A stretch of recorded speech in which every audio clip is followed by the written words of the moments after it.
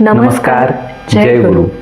मी धनंजय विठ्ठलराव डाखरे आणि मी सौ संप्रदा धनंजय डाखरे आपल्या सर्वांचं आमच्या या यूट्यूब चॅनलवरती मनापासून स्वागत करते, ज्याचं नाव आहे गुरुदेव प्रतिष्ठान.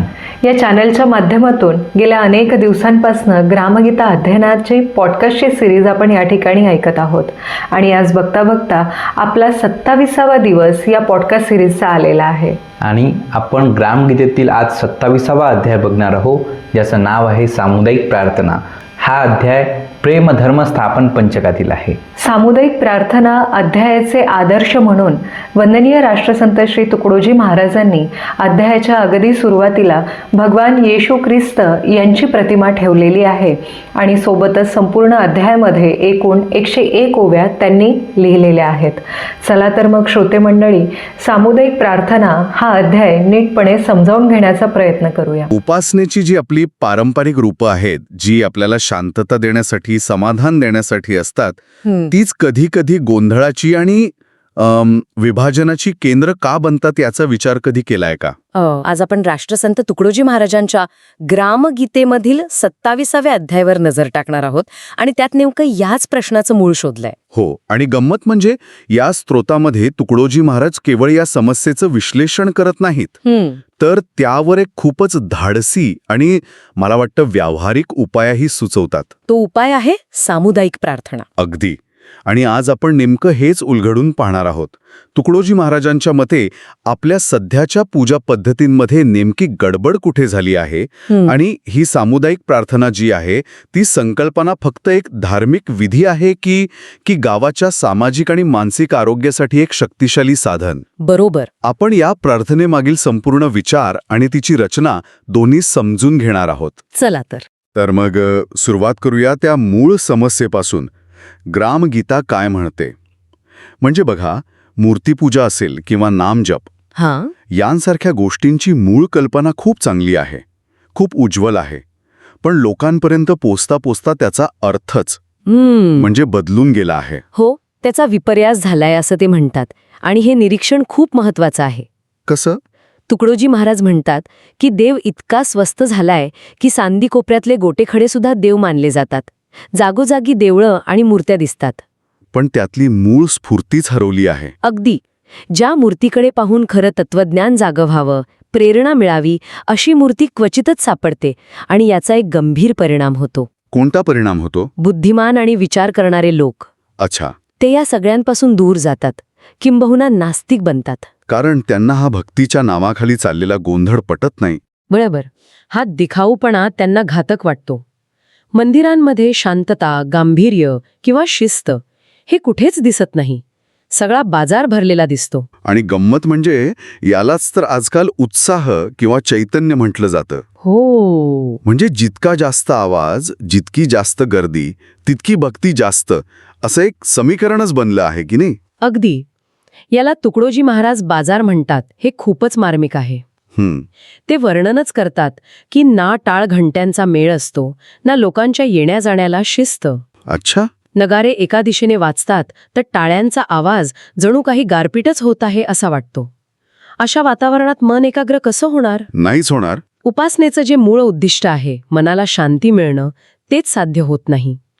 त्यांच्या मते जिथे शिस्त, शांती आणि सात्विकता आहे, तिथेच सर्वांना खरा लाभ होतो. हे चित्र तर खरंच खूप निराशाजनक वाटतंय. म्हणजे भक्तीच्या नावाखाली फक्त गोंधळ. मग यातून बाहेर पडण्याचा काही मार्ग तुकडोजी महाराजांनी सुचवला आहे का, की फक्त समस्याच सांगितली आहे? नाही, त्यांनी एक ठोस उपाय दिला आहे आणि तोच या अध्यायाचा गाभा आहे. आणि तो म्हणजे सामुदायिक प्रार्थना. तुकडोजी महाराज म्हणतात की हीच आजच्या काळाची खरी उपासना आहे. अच्छा. कारण ती केवळ वैयक्तिक शांततेसाठी नाही, तर गावातील पंथभेद मिटवून एकजूट निर्माण करण्यासाठी आहे. पण इथेच तर खरी अडचण सुरू होते, नाही का? गावात नाना पंथ, वेगवेगळ्या देवतांचे पूजक, विविध जाती जमातीचे लोक राहतात. या सगळ्यांना एकत्र आणायचं तरी कसं? हो, कारण प्रत्येकाला वाटतं की आमचा देव श्रेष्ठ. अगदी. मग प्रार्थना करायची तर कुणाची करायची? हा तर वादाचाच मुद्दा होईल. तुम्ही अगदी बरोबर मुद्दा पकडला आहे. आणि ग्रामगीतेतही हाच प्रश्न विचारला गेला आहे. अच्छा, म्हणजे हा प्रश्न त्यांना अपेक्षित होता. हो, आणि यावर उपाय म्हणून तुकडोजी महाराज इतिहासातून काही उत्तम उदाहरणं देतात. ते सांगतात की ही समस्या काही नवीन नाही. ब्रह्ममूर्ती म्हणून समोर ठेवलं. अच्छा. विठ्ठल हे असं रूप होतं जे सगळ्यांना आपलंसं वाटत होतं. आणि त्या एका प्रतीकाखाली सगळ्यांनी एकत्र येऊन ज्ञान आणि प्रेमाची ज्योत पेटवली. वाह, म्हणजे ही एक प्रकारची त्या काळातली सोशल इंजिनिअरिंग होती असं म्हणता येईल. अगदी बरोबर. म्हणजे वेगवेगळ्या काळात वेगवेगळ्या संतांनी परिस्थितीनुसार वेगवेगळी प्रतीकं निवडली. हा विचारच खूप मोठा आहे. हो ना. म्हणजे एकच अंतिम सत्य या कल्पनेला छेद न देता त्या सत्यापर्यंत पोहोचण्याचे वेगवेगळे मार्ग असू शकतात आणि ते त्या त्या काळावर अवलंबून असतात असं काहीसं दिसतंय. अगदी तसंच. बंगालमध्ये जेव्हा तामसी भक्ती म्हणजे उग्र उपासना वाढली होती, तेव्हा चैतन्य महाप्रभूंनी लोकांना एकत्र आणण्यासाठी कृष्ण कथेचा म्हणजे प्रेम भक्तीचा आधार घेतला. बरोबर. तर दुसरीकडे तुलसीदास आणि रामदासांनी ज्या काळात समाजाला शौर्याची, धैर्याची गरज होती, तेव्हा कोदंडधारी रामाचं रूप लोकांसमोर ठेवलं. म्हणजे गरजेनुसार प्रतीक निवडलं. हो, यातून हेच सिद्ध होतं की संघटनेचं केंद्र हे देश, काळ आणि परिस्थितीनुसार निवडावं लागतं. ते लवचिक असावं लागतं, ताठर नाही. मग याच तर्कानुसार आजच्या काळासाठी तुकडोजी महाराजांनी कोणतं प्रतीक निवडलं? कारण आजचा काळ तर त्याहीपेक्षा जास्त गुंतागुंतीचा आहे. आणि इथेच तुकडोजी महाराजांची दूरदृष्टी दिसून येते. काय म्हणतात ते? त्यांनी आजच्या काळासाठी गुरुदेव हे प्रतीक निवडलं. पण त्यांनी लगेच स्पष्ट केलं की त्यांचा गुरुदेव म्हणजे कोणी एक व्यक्ती, एखादा बुवाबाबा किंवा विशिष्ट पंथाचा गुरु नाही. मग कोण आहे हा गुरुदेव? ते म्हणतात, मी जरी गुरुदेव माझा म्हटला तरी तो नव्हे माझाची भला, तो सर्व प्राणीमात्रांचा झाला कल्याणकारी. वावा, म्हणजे हा गुरुदेव कुणा एकाच्या मालकीचा नाही, तो सर्वांचा आहे. हो. पण तरीही गुरुदेव म्हणजे नक्की काय? ती व्यक्ती आहे की विचार आहे? तो एक विचार आहे, एक तत्व आहे. तुकडोजी महाराज म्हणतात, गुरुदेव म्हणजे हाडामासाचा देह नाही, तर ते एक शुद्ध ज्ञानतत्व आहे. शुद्ध ज्ञानतत्व. हो. याला आपण आजच्या भाषेत असं समजू शकतो, जसं आपण संविधान म्हणतो तेव्हा आपण एका पुस्तकाबद्दल बोलत नाही, तर त्यातील मूल्यांबद्दल, तत्वांबद्दल बोलतो. अगदी. ते संविधान सर्वांसाठी समान असतं. त्याचप्रमाणे गुरुदेव हे एक व्यक्ती नसून ते एक आध्यात्मिक संविधान आहे जे सर्वांना एकत्र बांधतं. आध्यात्मिक संविधान ही कल्पनाच खूप शक्तिशाली आहे. आहे की नाही? म्हणजे असं प्रतीक जे कोणत्याही वादात अडकू शकत नाही. बरोबर. ज्ञानाला कोणीही नाकारू शकत नाही, मग तो कोणत्याही धर्माचा असो. ही एक प्रकारे स्पिरिच्युअल डिप्लोमसी आहे. तुकडोजी महाराज म्हणतात, ज्या व्यक्तीचं मन विश्वाच्या आकाराचं झालं आहे, ज्याच्यासाठी सर्व धर्म पंथ संपून गेले आहेत, तोच खरा गुरु. आणि अशी गुरुभक्ती तर हो, अशी गुरुभक्ती वैदिक, इस्लाम, ख्रिश्चन अशा सर्व धर्मांमध्ये महत्वाची मानली गेली आहे. त्यामुळे हे प्रतीक वैश्विक आहे. अच्छा. या गुरुदेवाचं मंदिरही तसंच विशाल. संपूर्ण पृथ्वी हेच त्याचं आसन आहे आणि चंद्रसूर्य त्याचे दिवे आहेत. हे सगळं ऐकायला खूप भव्य आणि आदर्श वाटतंय. पण हे प्रत्यक्षात जमिनीवर कसं आणायचं, याचं काही व्यावहारिक नियोजन ग्रामगीतेत दिलंय का? नाहीतर या फक्त हवेतल्या गप्पा वाटतील? निश्चितच दिलाय. आणि ते इतकं सविस्तर आहे की आपल्याला आश्चर्य वाटेल. ही केवळ तात्विक चर्चा नाही, तर एक संपूर्ण कार्यपद्धती आहे, एक SOP आहे. सांगा पाहू. प्रार्थनेसाठी एक विशाल मोकळी जागा, जसं की गुरुदेव चौक निवडावा असं ते सुचवतात. आणि प्रार्थनेसाठी लोकांना एकत्र कसं करायचं, त्यासाठीही एक पद्धत आहे.